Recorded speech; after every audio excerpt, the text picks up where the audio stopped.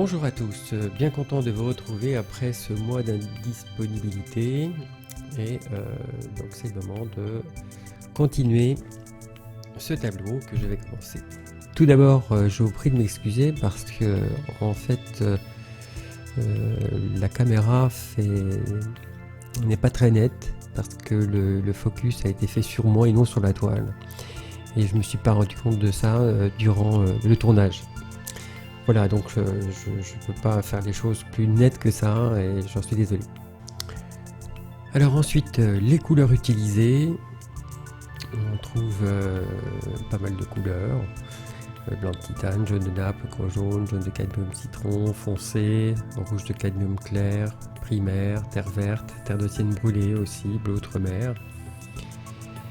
Et terre d'ombre brûlée. Alors pour commencer, je détaille cet arrière-plan, puisqu'en fait donc toutes les couleurs que je vais rajouter par la suite vont venir pas réellement par-dessus, mais sur les côtés par exemple. Si on veut bien trancher, en fait, il vaut mieux commencer par ce qui est loin. Et j'ai commencé par l'encadrement de la fenêtre qu'on voit en perspective.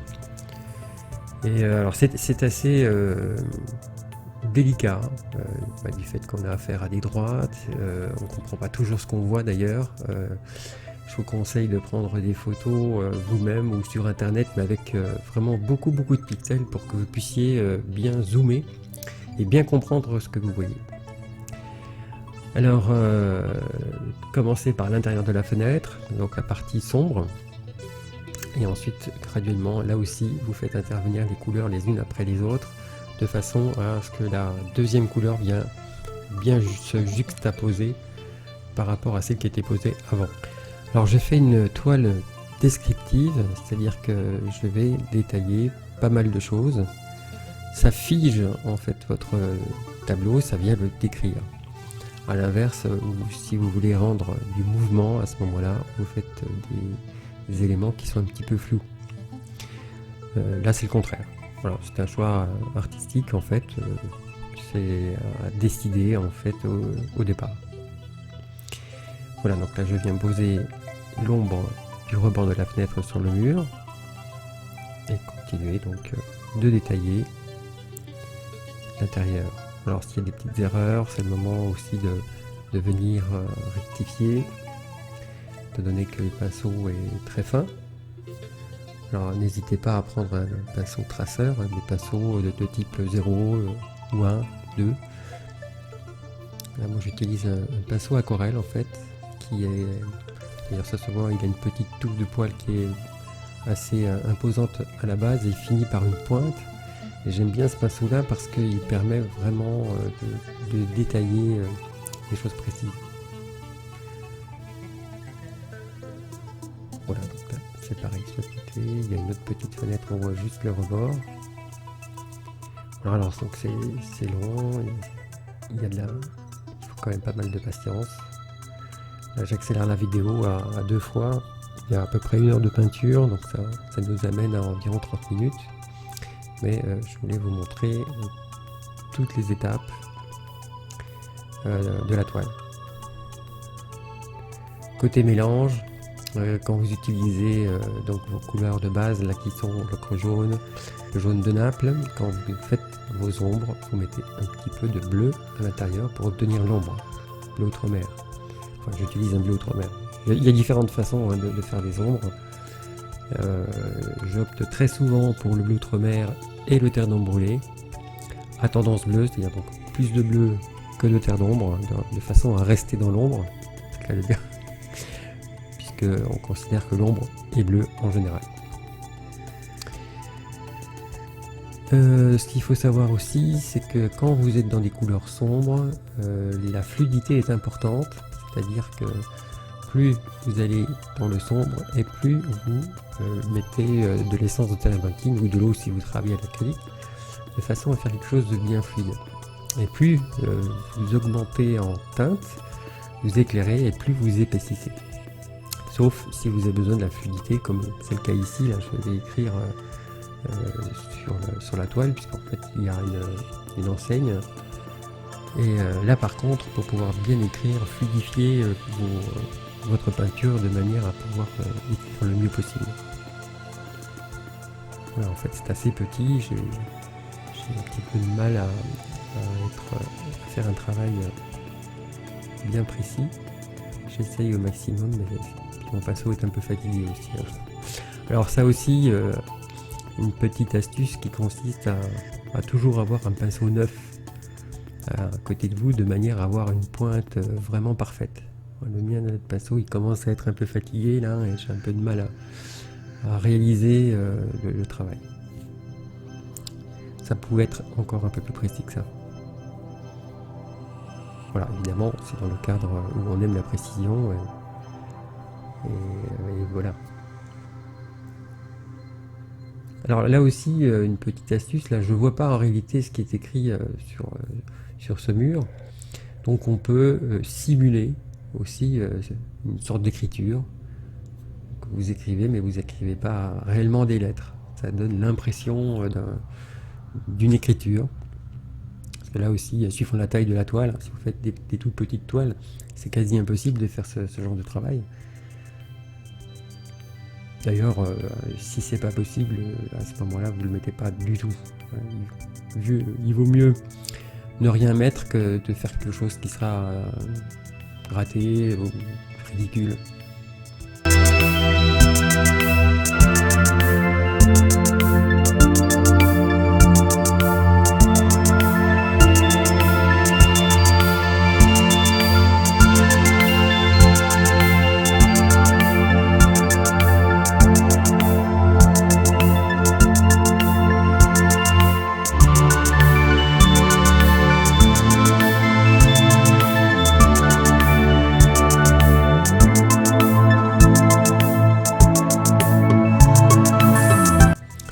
Donc là maintenant je recommence à nourrir un petit peu plus ce mur. Comme tout est sec, c'est parfait.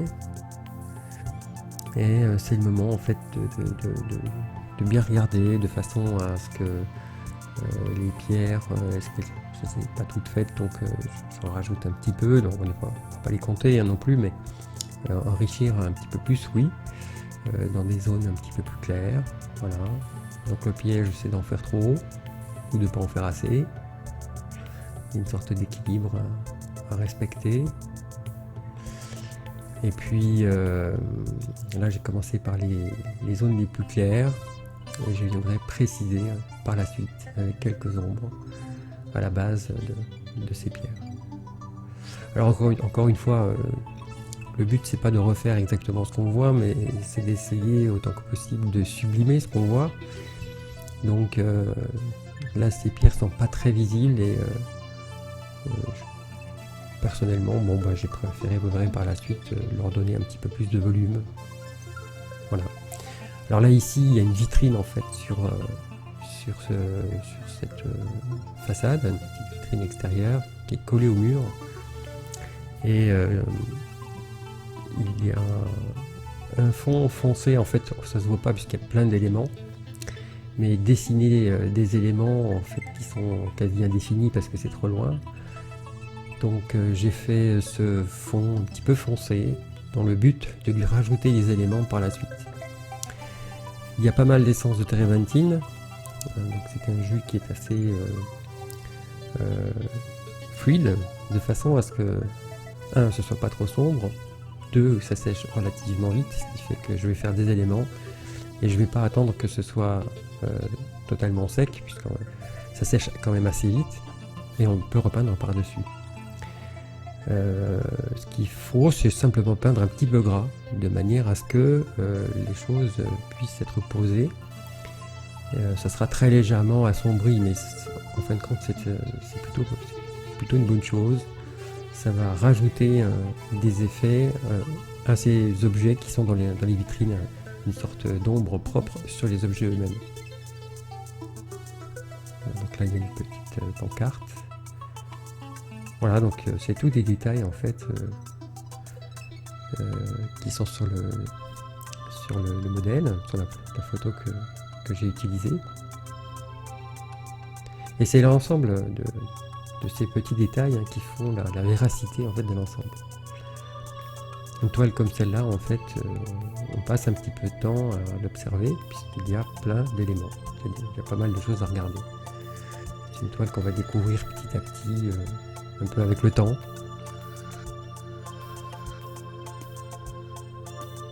Donc là, ici, c'est pareil, je fais le fond, il y aura une écriture dessus, on voit bien le premier mot. Par contre, ce qui est dessous, c'est trop loin, donc là, c'est pareil, je vais utiliser le même système que tout à l'heure, c'est-à-dire donner l'impression d'une écriture.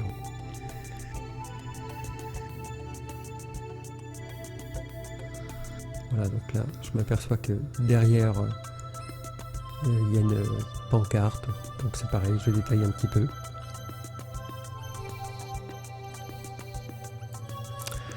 Alors ce qu'on peut dire aussi, c'est qu'un sujet comme celui-là est un peu compliqué du fait du nombre d'éléments qui la composent. Les pierres, c'est toujours un peu délicat en matière de peinture, que ce soit sur les murs ou dans la nature. Il y en a de différentes formes, c'est à la fois défini et indéfini. C'est toujours un petit peu à la fois facile et difficile en même temps. Ce qui est compliqué, c'est de rendre réel, vrai, tout ceci. Donc là, je vous engage vraiment à vous entraîner, à en faire plusieurs sortes de différentes manières, d'observer un petit peu ce que vous avez autour de chez vous, et puis ensuite d'aller voir dans d'autres horizons. Il y a vraiment une très très grande variété. Ce qu'on peut dire aussi, c'est que comme pour les cailloux, vous avez la végétation. La végétation, ça a l'air facile, et pourtant il y a vraiment des savoirs, des savoirs assez spécifiques. Voilà, bon, on aura l'occasion de revenir là-dessus.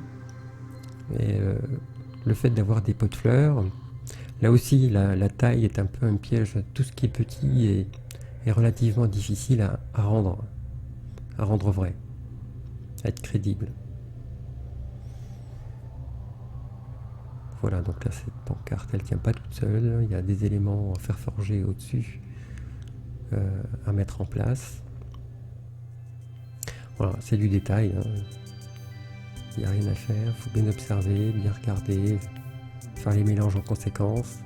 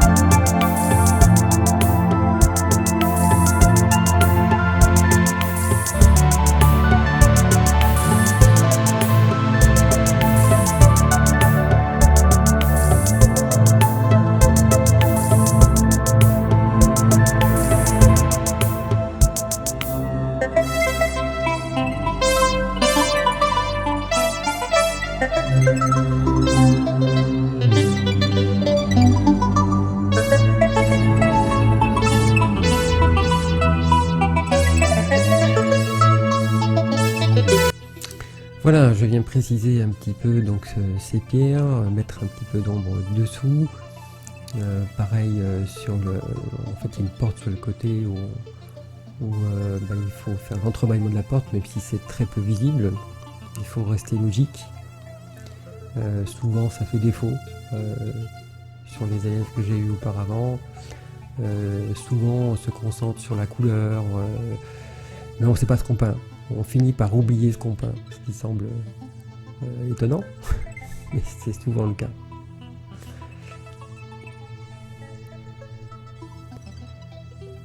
Voilà, ne perdez pas de vue les éclairages, les ombres, que ce soit les ombres propres, pardon, je parlais de porte, les ombres propres et les ombres portées, c'est-à-dire les ombres des objets sur les murs ou sur le sol. Voilà. Désolé, on voit pas très bien. Si j'avais, enfin, je peux grossir l'image, mais tout est très flou et c'est pire. Donc, je l'ai pas fait. Je ferai attention la prochaine fois à ça parce que vraiment, là, je me suis pas méfié.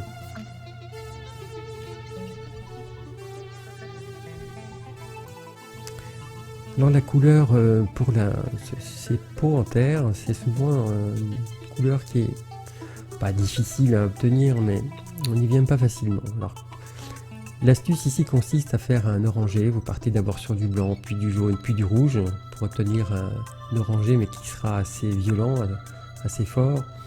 Et ensuite, vous lui mettez un petit peu de terre de sienne dedans pour le salir, pour lui donner cet aspect un petit peu terre. Et souvent, en fait, on se trompe avec ça, c'est-à-dire qu'on part sur des teintes avoisinant les couleurs terre, alors que c'est plutôt à la fin, grâce à la terre de sienne. C'est une jolie couleur qui permet de donner à vos pots une jolie couleur. C'est pas la seule. Terre de sienne, ça vient bien. Mais vous avez aussi l'ocre rouge qui peut faire l'affaire. Et quand vous avez votre couleur de base, vous éclairez d'un côté et vous mettez l'ombre de l'autre, de manière à avoir trois teintes. Couleur à la lumière, couleur normale de l'objet et ensuite l'ombre de cet objet. Pour la végétation, c'est la même chose. Là, je suis parti sur un terre verte avec un peu de bleu outre-mer dedans, de façon à ce que la base du pot soit à l'ombre. Alors après, c'est au jugé, c'est-à-dire qu'une fois que vous avez posé la teinte, là c'est le cas ici, je me suis rendu compte que ma couleur était insuffisamment sombre. Donc volontairement, je reviens mettre beaucoup de bleu, sachant que par la suite, je vais éclairer tout ça. Et la liaison de ces deux teintes va créer ma couleur intermédiaire. Ici, c'est très petit. Encore une fois, quand c'est petit comme ça, ça a l'air plus facile. En fait, on a plus vite fait de faire une tache verte que de faire quelque chose de correct. Mais le principe de base, c'est toujours le même. C'est-à-dire vous partez de la lumière vers l'ombre. Ou de l'ombre vers la lumière, suivant les cas.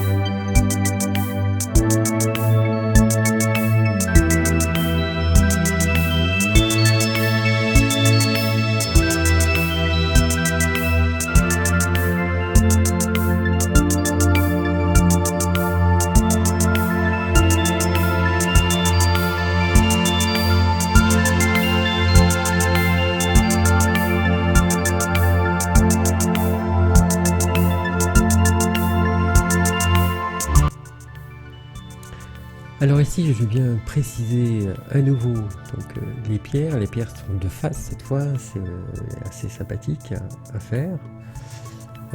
Alors le piège, c'est de faire quelque chose de bien régulier. On vit dans un monde de régularité, ce qui fait qu'on a souvent tendance à faire des choses tout pareil. Alors pensez-y, dès que faut que ce soit même un réflexe, c'est-à-dire que dès que vous faites quelque chose qui tout d'un coup devient régulier, il faut qu'il y ait un signal d'alarme qui vienne vous dire mais qu'est-ce que je suis en train de faire, est-ce que c'est vraiment régulier, et puis après est-ce que je dois vraiment faire de la régularité. Alors évidemment dans ce que je fais là, c'est pas régulier. Et donc je viens poser, enfin préciser les ombres, hein. Je n'entoure pas les choses de sombre, on n'est pas entouré de noir ou de couleurs sombres, mais ce que j'ai marqué, c'est essentiellement, enfin pas essentiellement, que les ombres. Et je viens retravailler cette fois les pierres en posant des teintes un petit peu épaisses, et je ne fais que les poser, je les diffuserai un petit peu plus tard. Donc n'hésitez pas à mélanger vos teintes. J'ai d'abord posé en fait des ocres jaunes, je pose ensuite la lumière et surtout sur le haut, puisqu'en fait c'est là que se trouve la majorité de la lumière et qui sera un peu moins présente en descendant. Pas trop lumineux non plus, parce que ça sous-entendrait que les pierres sont grosses et qu'elles dépassent de beaucoup, ce qui n'est pas le cas, c'est quand même un mur. Voilà, c'est du détail et c'est de la logique, et faut pas perdre de vue tout ça quand vous peignez. Alors ce qui est valable pour une, c'est valable pour toutes les autres, donc c'est un peu long, mais ça en vaut la peine. Le résultat obtenu à la fin est en théorie meilleur. Si c'est pas le cas, bon bah faudra peut-être recommencer une prochaine fois. C'est comme tout, hein, c'est comme le vélo. Au début c'est compliqué, on tombe, et après on finit championnat de France. Mais il a fallu des heures et des heures d'entraînement. Et comme la peinture, ma foi, que ce soit dans les paysages, peindre des êtres humains, des animaux, donc il y a énormément de choses, énormément de spécialités au fond. C'est rare de tomber sur des gens qui savent tout faire. Il y en a, hein, bien sûr, mais bon voilà, il a fallu travailler tous ces domaines. Alors là, j'en profite, là, tant que je me vois faire ça, posez vos ombres bien dessous les tuiles, sur les tuiles en fait qui arrivent, et ensuite avec le doigt vous le diffusez. C'est très très sympa à faire ce genre de choses. Alors là, les tuiles en fait, ça mérite une petite explication, puisque en fait la tuile est bombée, donc il y a un côté à l'ombre et un côté à la lumière. De ce fait, je pose la partie à l'ombre pour commencer. Alors vous pouvez commencer par la partie lumineuse, hein, c'est pas, là il n'y a pas de règle particulière. Et une fois que vous avez posé tout votre moitié à l'ombre, vous faites la même chose côté lumière. Et ensuite, avec un pinceau sans couleur, eh bien vous allez lier ces deux teintes doucement, de façon à créer un dégradé de la lumière vers l'ombre sur chaque tuile. Voilà, si vous voulez réussir une belle toiture, surtout en Provence, là on a de très jolies toitures, et bien si vous faites de cette façon, ben, vous aurez un bon résultat. Alors évidemment, encore une fois, hein, on est dans un style donné, précis, descriptif. Si on était dans un style au contraire plus enlevé, plus rapide, on ne décrit pas les choses, c'est un autre genre, un autre style. Et on ne peint pas de la même façon. Mais là, pour le coup, c'est pas ce que je souhaite faire avec cette toile.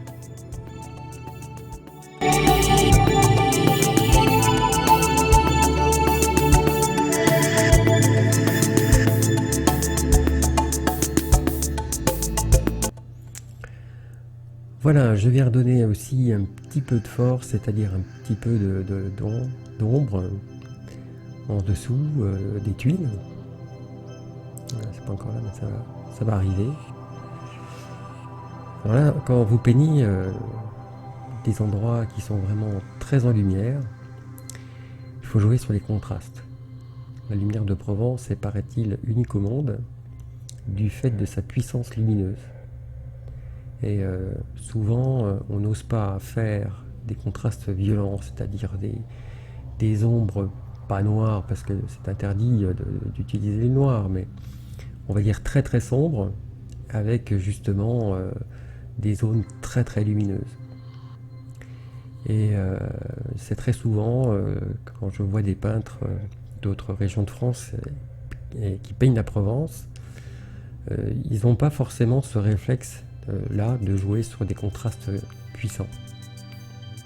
Et c'est vraiment important. Je sais qu'il existe des écoles américaines, enfin une notamment, qui s'appelle le SCAD, où ils envoient leurs élèves en Provence pour apprendre la lumière de la Provence. Ce qui est quand même assez étonnant en définitive, que notre pays ait retenu vraiment l'attention, enfin, qu'il y ait des artistes qui l'ont mis en valeur, hein, bien entendu. Voilà, donc ça commence à prendre forme. Cet arrière-plan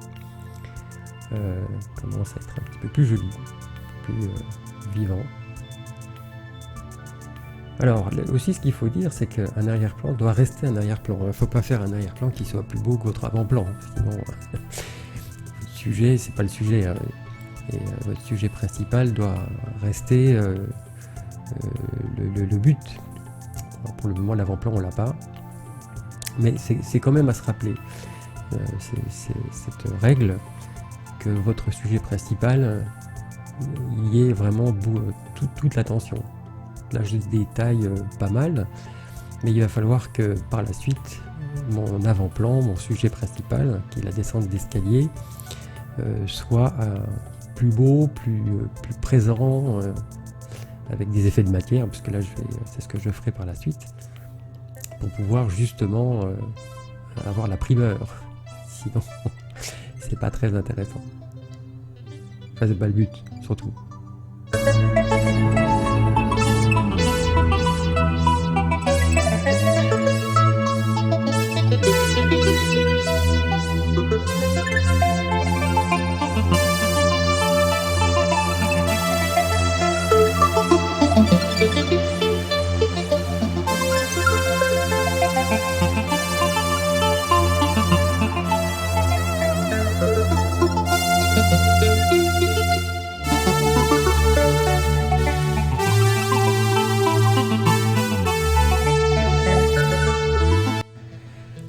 Et ben voilà encore une écriture lisible.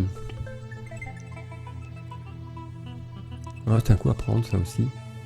Ce qui compte, c'est d'avoir un pinceau bien pointu. Et de faire quelques petits traits verticaux. Souvent, ça donne l'impression d'une écriture. Évidemment pas partout, mais quelques-uns.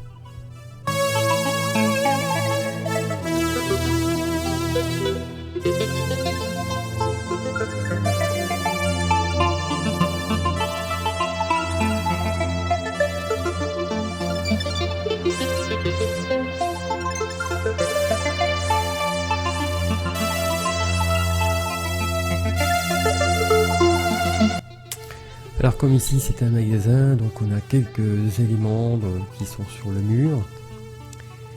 Et donc là aussi, on ne voit pas toujours bien ce que c'est. Donc quand vous ne voyez pas ce que c'est, et bien à ce moment-là, fiez-vous aux couleurs. Très certainement que c'est un miroir avec dessus pas des vêtements, enfin des foulards, des choses comme ça. Donc je suis parti sur cette idée. Ce qu'il faut se rappeler aussi en termes de peinture impressionniste, c'est que bon, j'essaye au maximum d'être dans la description, mais quand c'est pas possible, du fait qu'on voit pas bien ce qu'on fait, alors à ce moment-là, vous prenez le pas et vous imaginez ce que ça peut être, et en même temps, l'idée c'est de rester sur les teintes et les couleurs, en impressionnisme, donner l'impression.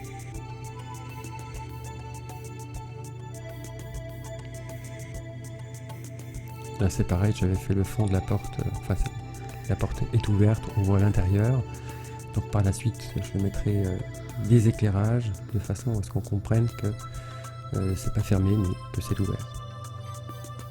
Mais partez sur une base sombre de façon à pouvoir ajouter de la lumière. Alors évidemment c'est pas d'une absolue nécessité, il y a d'autres techniques, mais c'est celle que je préfère, que j'aime bien. Elle est simple. Donc là aussi, je vais travailler quelques pierres, rajouter de la lumière.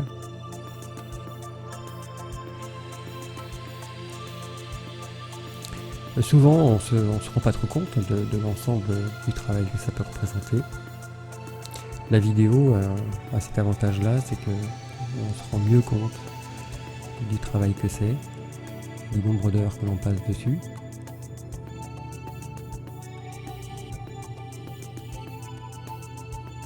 Aujourd'hui, où justement les caméras, les appareils photo règnent en maître, où ma foi, un clic et c'est réglé. On est dans un domaine différent, artisanal, artistique, où eh bien ma foi on se fait plaisir quoi. Et on essaye de faire plaisir aux autres. Voilà, là on voit un petit peu mieux ce que ça peut donner en couleur. C'est pas tout à fait les couleurs réelles, hein. Les appareils photo c'est toujours un peu délicat. Les capteurs captent pas vraiment totalement la lumière.